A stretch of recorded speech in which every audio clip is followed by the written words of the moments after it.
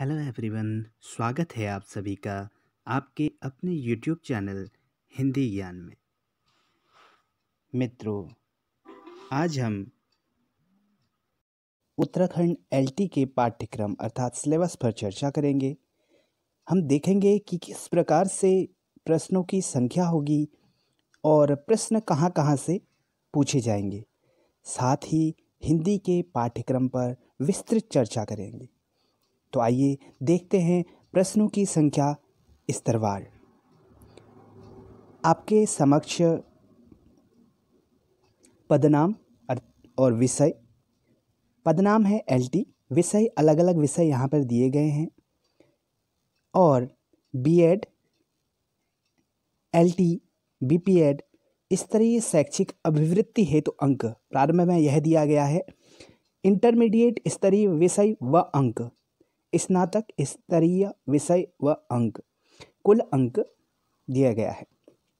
देखिए, जो हमारा प्रश्न पत्र होगा वह 100 नंबर का होगा, जिसमें 30 प्रश्न बीएड, एलटी, बीपीएड इनसे पूछे जाएंगे। उसके बाद कुछ प्रश्न हमारे इंटरमीडिएट से, कुछ प्रश्न हमारे स्नातक स्तर की पुस्तकों से पूछे जाएंगे। कुल मिला के 100 मार्क्स 100 नंबर का हो जाता है। हम यहाँ पर विशेषकर हिंदी पर चर्चा करेंगे। एलटी हिंदी। देखिए मित्रों, जो बीएड, एलटी, बीपीएड स्तरीय शैक्षिक अभिवृत्ति हेतु जो अंक हैं 30 नंबर, वह सबके लिए एक जैसे हैं। यहाँ पर 30 नंबर के प्रश्न पूछे जाएंगे। अभी मैं इसके बाद आपको बताता हूँ कि किस प्रकार से वहाँ से प्रश्न आएंगे, कौन कौन से ऐसे टॉपिक हैं जहाँ से प्रश्न पूछे जाएंगे। अभी हम बात करते हैं एलटी हिंदी की। 30 नंबर आपके बीएड, एलटी, बीपीएड स्तरीय जो शैक्षिक अभिवृत्ति है वहाँ से आएंगे। उसके बाद इंटरमीडिएट स्तरीय विषय व अंक, तो इंटरमीडिएट की पुस्तक से, इंटरमीडिएट की सिलेबस से, वहाँ जो आपका पाठ्यक्रम 12th में, 11th और 12th में था, तो वहाँ से आपके 14 नंबर के हिंदी के प्रश्न आएंगे और 14 नंबर के आपसे संस्कृत के प्रश्न पूछे जाएंगे। उसके बाद स्नातक स्तरीय अर्थात बीए की जो हमारा पाठ्यक्रम था, बीए के पाठ्यक्रम से हमसे हिंदी के 42 क्वेश्चन पूछे जाएंगे, अर्थात 42 क्वेश्चन 42 नंबर के पूछे जाएंगे। देखिए, प्रारंभ में ही बताया गया है कि प्रत्येक प्रश्न 1 अंक का होगा और कुल मिला के 100 नंबर हो जाते हैं। 100 अंक की यह परीक्षा है। अंत में एक नोट है यहाँ पर, इसे आप जरूर देख लें। उपरोक्त विषयों के इंटरमीडिएट स्तर, इंटरमीडिएट अर्थात 12th, 11th और 12th स्तर का पाठ्यक्रम राष्ट्रीय शैक्षिक अनुसंधान एवं प्रशिक्षण परिषद अर्थात एनसीईआरटी, जो एनसीईआरटी की पुस्तकें हैं उन्हें आप जरूर देखें। जो 11th और 12th है उसका जो पाठ्यक्रम है वह एनसीईआरटी का होगा। इसके बाद हम बात करेंगे बीएड, एलटी, बीपीएड स्तरीय शैक्षिक अभिवृत्ति से जो प्रश्न आपसे पूछे जाएंगे, जो 30 नंबर के आपसे प्रश्न पूछे जा रहे हैं, वह किन किन टॉपिक से आएंगे। आगे बात करते हैं, देखते हैं। देखिए मित्रों, बीएड, एलटी, बीपीएड आप चाहें तो इसका स्क्रीनशॉट ले सकते हैं। यह बहुत ही महत्वपूर्ण जानकारी है। बीएड, एलटी, बीपीएड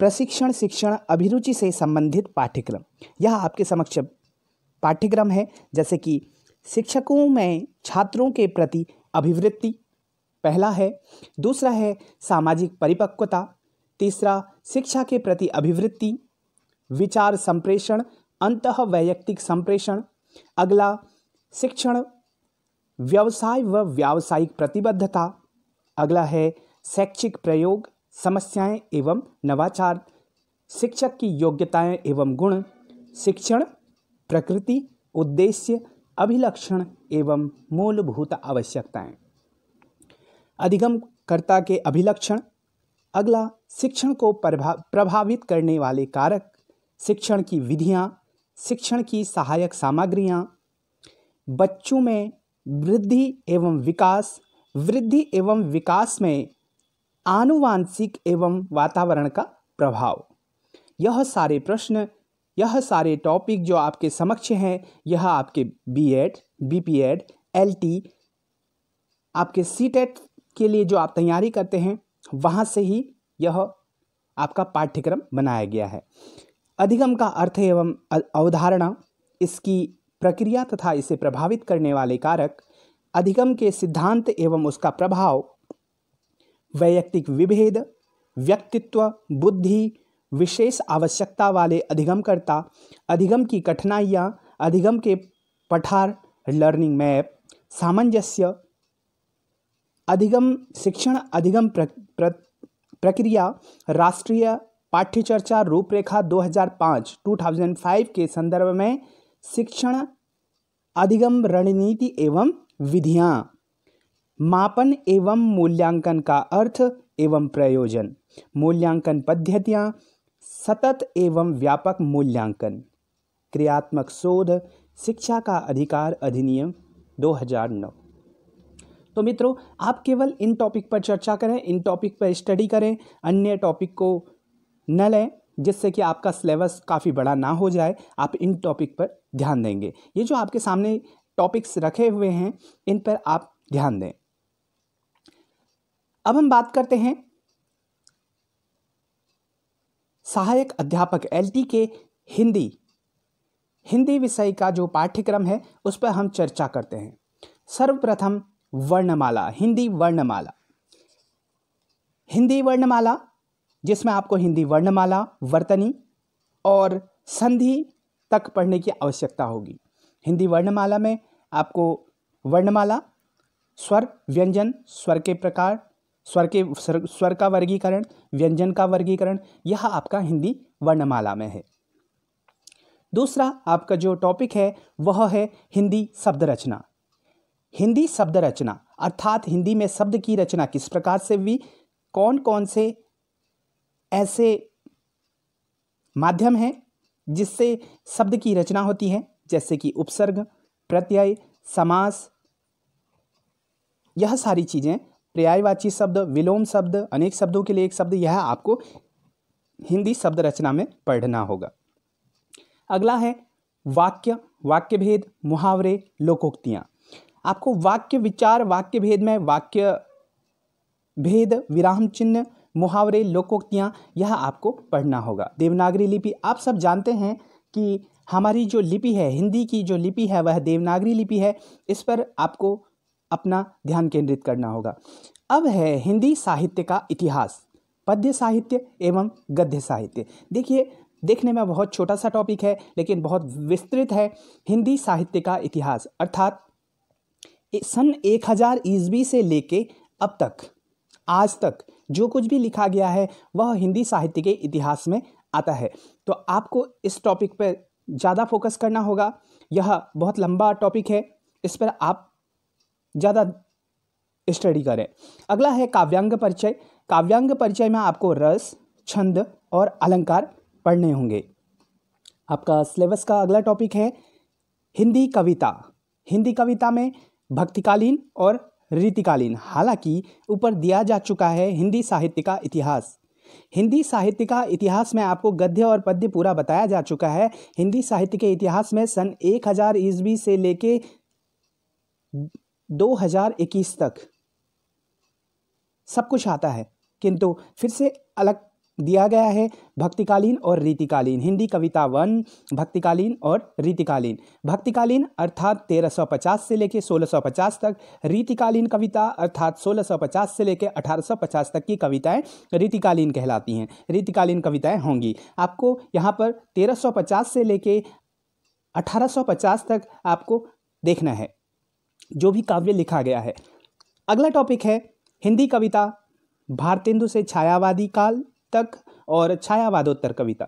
देखिए, 1850 के बाद भारतेंदु युग का प्रारंभ होता है और 1936 तक छायावादी काल चलता है। तो आपको भारतेंदु काल, द्विवेदी युग और छायावादी काल, इन तीनों को आपको पढ़ना है, इनका काव्य आपको पढ़ना है। उसके बाद छायावादोत्तर। छायावादोत्तर का मतलब है छायावाद के उत्तर का युग, अर्थात 1936 के बाद की कविताएं, जिसमें प्रगतिवाद, प्रयोगवाद, नई कविता एवं और सारी कविताएं आएंगी। इसके बाद आपका पाठ्यक्रम कहता है कि आपको हिंदी गद्य पढ़ना है। हिंदी गद्य में आपकी कहानियाँ, उपन्यास, नाटक, एकांकी, लघु कथा, यह सब आपका हिंदी गद्य में आता है। इसके साथ साथ में हिंदी गद्य में आपके निबंध और अन्य चीज़ें भी आती हैं। उसके बाद नाट्य साहित्य में आपको नाटक पढ़ने होंगे। उसके बाद अगला टॉपिक है कथेतर गद्य। कथेतर गद्य, देखिए मैं कथेतर गद्य को थोड़ा सा समझाने की कोशिश करता हूँ। हिंदी साहित्य की दो शैलियाँ हैं, पद्य साहित्य और गद्य साहित्य। गद्य साहित्य के दो रूप हैं, कथात्मक गद्य और कथेतर गद्य। अब कथेतर गद्य को समझने की कोशिश करेंगे। इससे पहले हम कथा गद्य की बात करते हैं। कथा गद्य की 5 प्रमुख विधियां हैं। पहली है कहानी, फिर उपन्यास, नाटक, एकांकी, लघु कथा। किंतु कथेतर गद्य की जो शैलियां हैं वह कौन कौन सी हैं? कथेतर गद्य की शैलियां हैं निबंध, रेखाचित्र, संस्मरण, यात्रा वृत्तांत, समालोचना, जीवनी, आत्मकथा, पत्र लेखन, साक्षात्कार, समीक्षा, डायरी और संबोधन, और कुछ और भी। यह कथेतर गद्य में आते हैं। इसके बाद अंत में रेखाचित्र एवं अन्य विधाएं, इस नाम से आपको सिलेबस बांटा है, जबकि रेखाचित्र आपके कथेतर गद्य में आ जाता है। यह था आपका पाठ्यक्रम, यह था आपका LT हिंदी का पाठ्यक्रम स्तर स्नातक। यह स्नातक का है और NCERT का आपका 11th और 12th का है, आप उसे देख लें। अगर आपको यहाँ पर कोई भी समस्या होती है आप कमेंट बॉक्स में कमेंट कर सकते हैं। वीडियो को अंत तक देखने के लिए धन्यवाद। अगर आपको यह पसंद आता है लाइक करें, सब्सक्राइब करें, साथ में शेयर करें। धन्यवाद। आपको LT का पूर्ण सिलेबस डिस्क्रिप्शन बॉक्स में प्रोवाइड किया गया है, आप वहां जाकर अपना सिलेबस नोट कर सकते हैं। धन्यवाद।